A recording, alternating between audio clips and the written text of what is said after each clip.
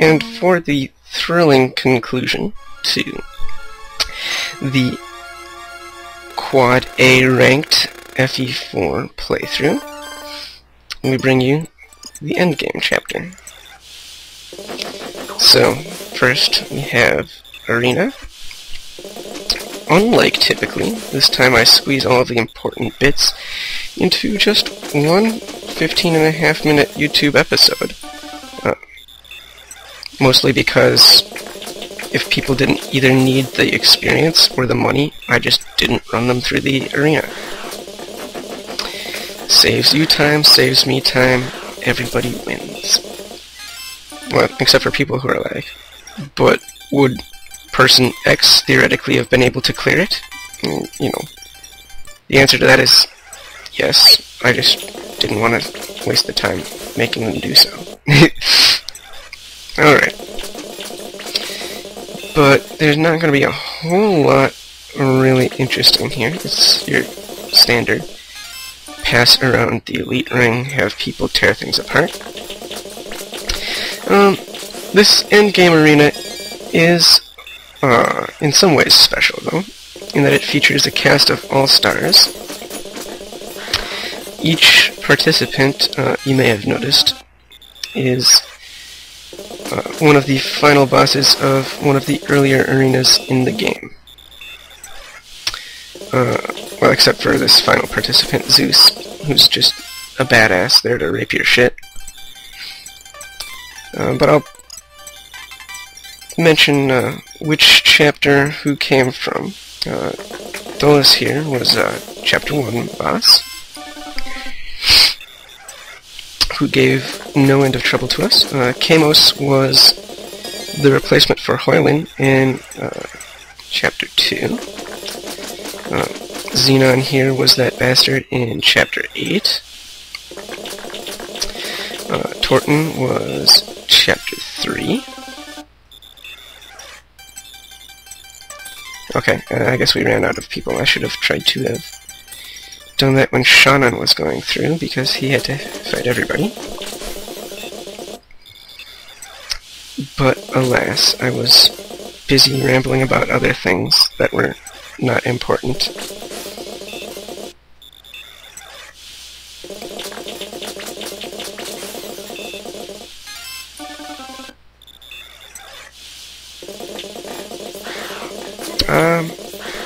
I think that this was from Chapter 4, but I don't... No, that was actually... Well, Atlas was Chapter 5. I think Kanan was actually maybe Chapter 9. I don't know. Can't be arsed to look it up at the moment.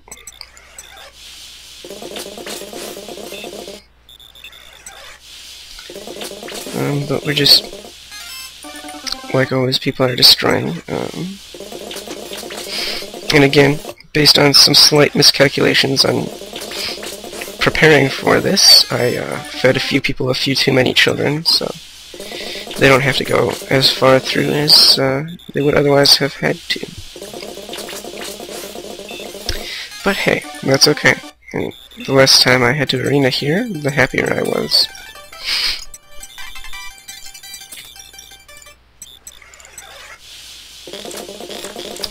Right, so we're only about 4 minutes in, and I'm out of things to say. This is not a good sign.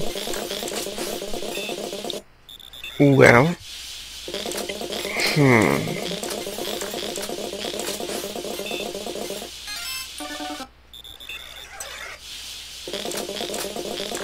this might be boring for a while, until either inspiration strikes or you come back in video 2.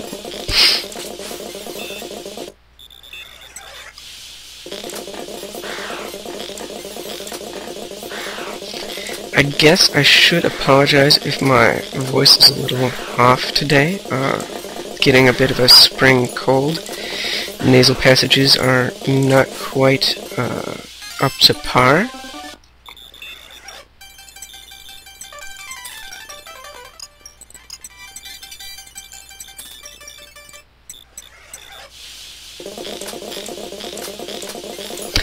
Jehovah really appreciates bows for this arena business here.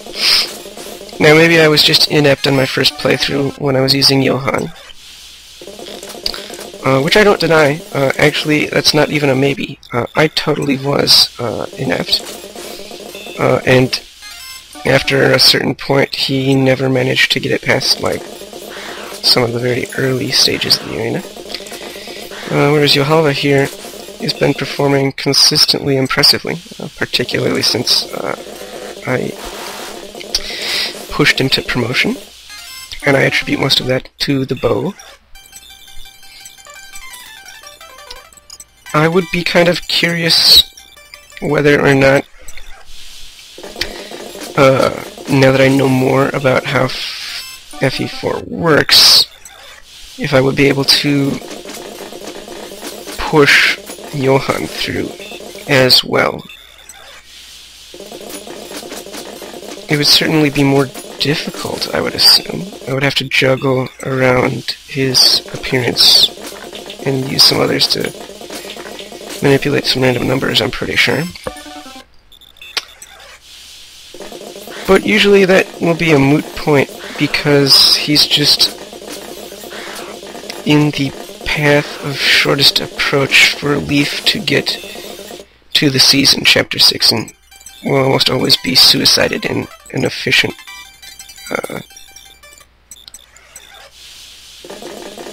playthrough. Also, if you want Resire, you have to seize his castle, which means that the enemy has to retake it over, which is all kinds of inefficient hassle.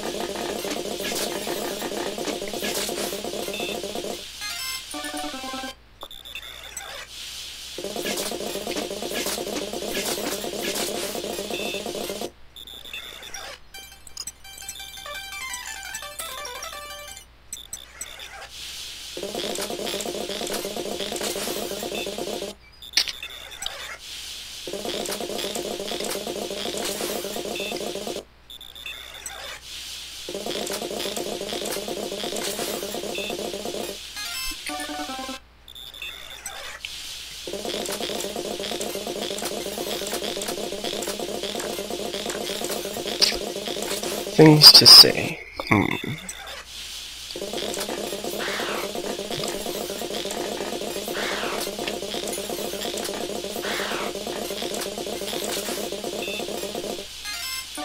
I was pretty impressed when Fahal hit that HP cap there. Some absolutely gigantic HP growth on that kid. And that's for sure.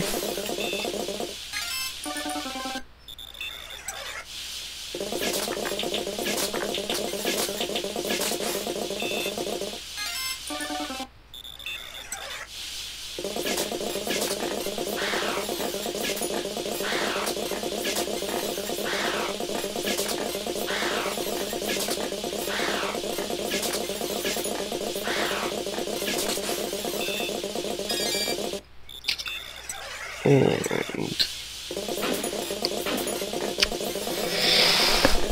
Corporal is working his way through the arena here.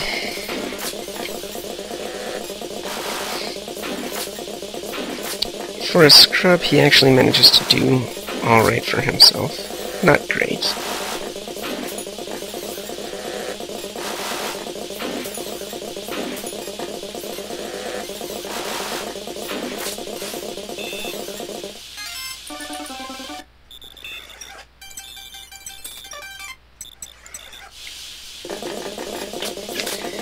So I was sending him in through this one, and I'm like, there's no way he's going to dodge enough.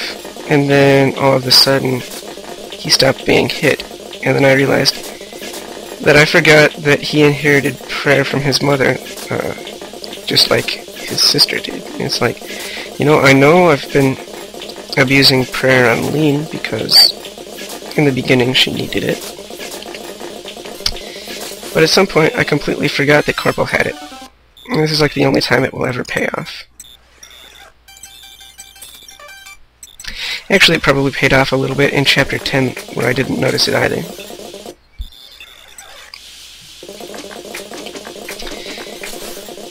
Anyway, at this point, I'm not even using the elite ring on a lot of the competitors because they'll get enough without. I guess I could have shaved down wasted turns in the arena, but that also would have put a dent in their wallets, and some of these people have holy weapons to fund, so I figured, let's not, and say we did.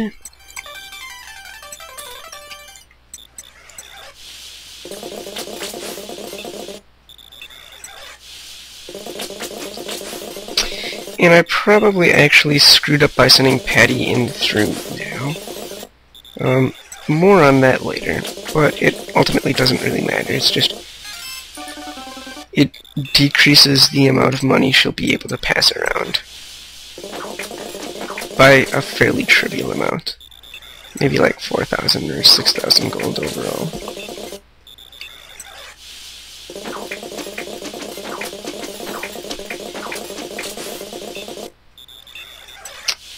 But yeah, so like I mentioned, we're not passing the elite ring around. Right now it's just going to rot in the pawn shop.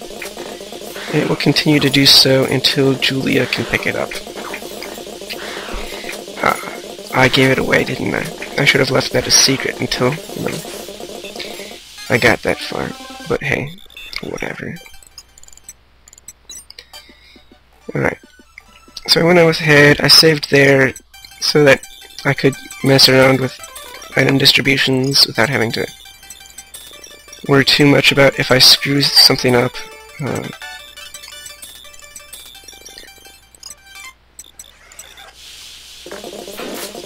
I didn't actually end up using that save, even though I do screw something up minorly. But it was there in case it was significant enough that I needed to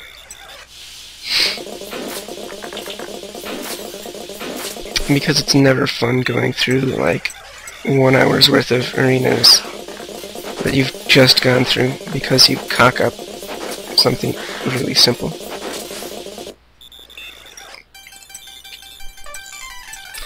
Anyway, so what we're doing here is we're pimping out Arthur,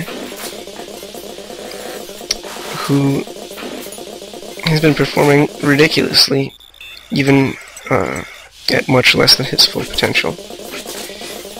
So we got him some money so he could pick up the pursuit ring that Tinny's no longer going to be needing, because Tinny's kind of not a combatant. And then we also give him the magic ring. He needs the magic ring to pull out some good numbers against some of the Dark Warlords, turning 3 hits into 2 hits, and just in general improving his offense in ways that actually matter, despite what you might assume with the already overkill hull city. Sometimes overkill is not overkill enough.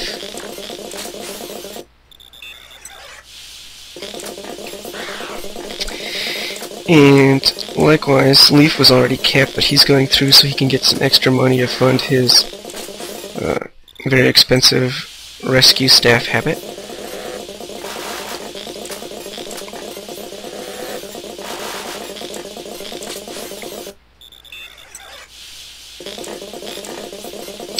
I bet Leaf got kind of disappointed when he promoted to staff bot. He's like, what? I didn't sign up for this. I want to kill people. But no. Anyway. So I also outfitted him with a couple of pimping weapons that I stole from Yohalva. Wasn't sure if I would need them, but I wanted to have them on him just in case. So we switch around a bit of staff action here, as well as just a whole bunch of other items.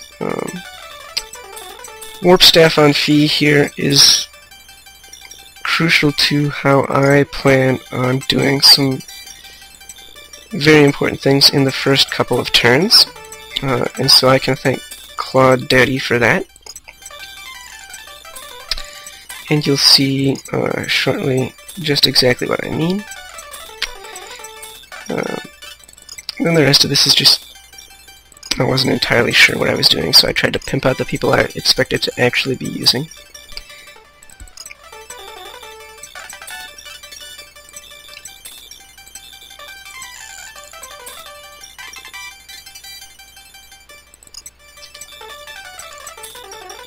And get Shannon the power ring that helps him against the peg system.